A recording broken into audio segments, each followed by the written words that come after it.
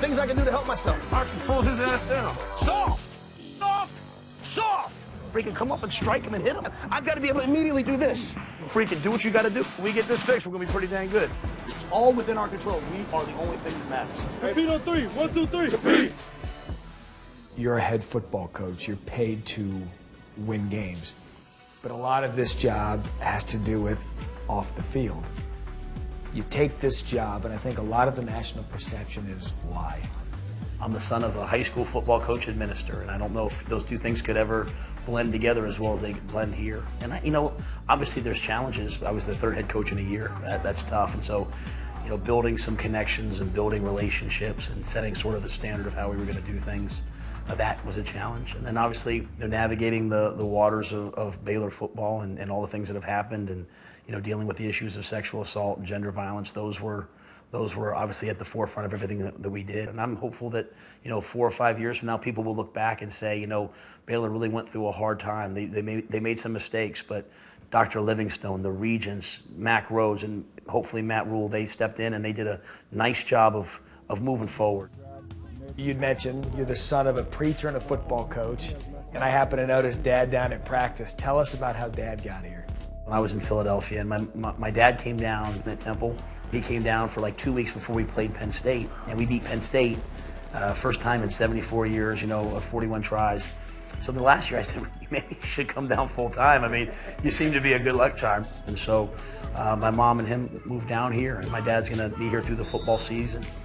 I retired a couple years ago, and when the opportunity came, I thought, well, my son wants me to be there. I'm around football, which I coached and love, and some ministry opportunity. So I thought, if I had to choose, what I would want to do, that would be the perfect thing for me to do.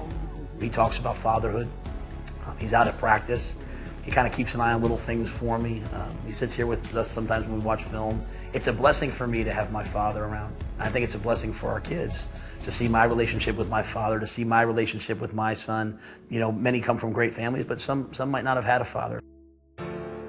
You have to go out and you have to sell these parents to send their kids to school here.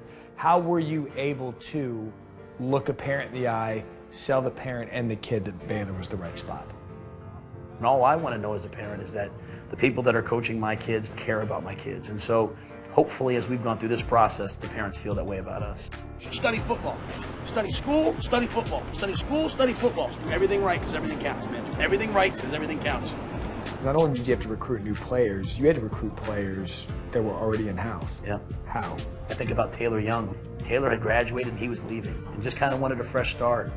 And as he talked to Mike Saravo, as he talked to Coach Snow, he said, well, let me give this a chance. And he's one of the leaders on this team. And to me, he's emblematic of, me as a Penn State guy. I always remember the Penn State kids, that didn't leave when the NCAA said you could leave with no penalty. They held the program together, and at a trying time, it's these seniors and it's the guys that could have left that decided to stay that are holding Baylor football together. And I'm very, very grateful to those kids.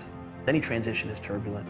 I want our players to look at the coaches and say, I know he has my back. I know he cares deeply about me and who I am. This is about our players, and this is about them being the best they can be as people, the best they can be as students, and the best they can be on the football field.